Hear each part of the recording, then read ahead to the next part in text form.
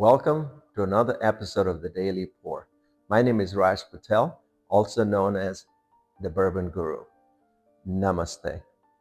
This is our second episode in my journey to pour a different bourbon every day for now the next 364 days. Please subscribe and share this channel with your friends so you can join me on a toast every day, trying different bourbons as well as learning the stories about these bourbons. So let's go in my personal cellar and see what I have in store for you today. So today we're going to visit a bourbon that's from one of my favorite older distillers, Wild Turkey. And before we talk about the bourbon we're going to taste today, I want to share a little bit about the bottles, because we don't talk about the bottles, but Wild Turkey does a great job designing different bottle shapes and the colors and the materials they use in those bottles. So take a look at this one, which is the Wild Turkey Tradition, which is a special release. We've got the copper base with a copper top with gold letters. It's a beautiful bottle. And actually, Jimmy signed this back in the day for me. And then next to it, you've got the diamond anniversary, 60 years anniversary of the distillery. Another different shaped bottle, different cork type. And then if you look at today's versions, I don't have the main one, which is the Wild Turkey with the turkey feather fan at the top. I think that's another beautiful, unique bottle. But this is the more common one today with the rare breed Wild Turkey 101s. By the way, if you're looking for a great Christmas gift, bourbon Christmas gift, I would highly recommend rare breed, the bourbon or the rare breed rye, which is behind there. These are about $55. You can find it in any liquor store today, but phenomenal bourbons. Down here, and we will look at this in future episodes, is their Master's Keep. So this is a release each year, a new release. And I believe the first one started with Decades. This was last year's release. One of my favorite releases. As you can see, a lot of it is gone. But one day we'll do an episode on this and we'll find out why this is one of my favorite releases. This is one that's unique, not seen so much. Many of you might have heard of it, 1894. So this is a special release for the Australian New Zealand market. And so we'll try this one day and see how it compares to the rest of the Master's Keep. Also remember, I always find these airplane little bottles unique and interesting ones to also share.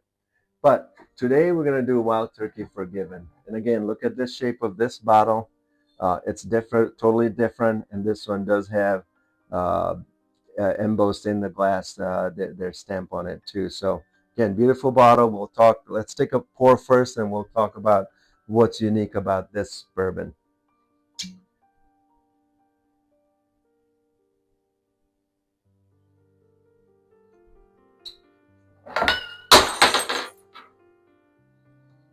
You know, I tried to do this as one-take videos, but obviously you saw what happened with the glass. It slipped out of my hands.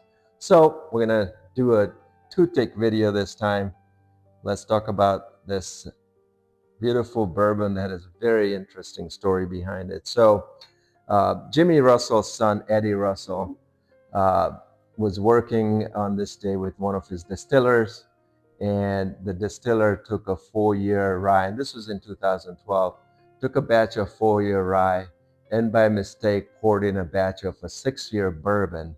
This was the wrong mix or the wrong blend, because those were the two, bourbon and rye were never meant to be blended. The distiller thought Eddie's gonna fire him and his career would come to an end. And surprisingly, Eddie forgave the individual and actually named the bottle Forgiven based on that whole experience. And then in 2013, they bottled the first expression. 2014, they bottled the second expression. This is the 2013 edition. It actually, they made it even, they made something bigger out of a mistake. It comes in a nice, beautiful container. And, when you look at inside the box, I do always sometimes have backup. You can see the whole red inside of it. So again, I think Wild Turkey does a great job about packaging their bourbons in beautiful bottles and beautiful packaging. So anyway, let's go back to this one. So remember, this one is a bourbon, which normally has a sweetness, the vanilla flavors, mixed with the rye, which is more the spicy cinnamon flavor. So it brings that combination out. So let's just do a nose test first. And in the nose, I get the citrus feeling. I get a little bit of cinnamon, caramel in it. So I think that's a blend of the two, the bourbon and the rye.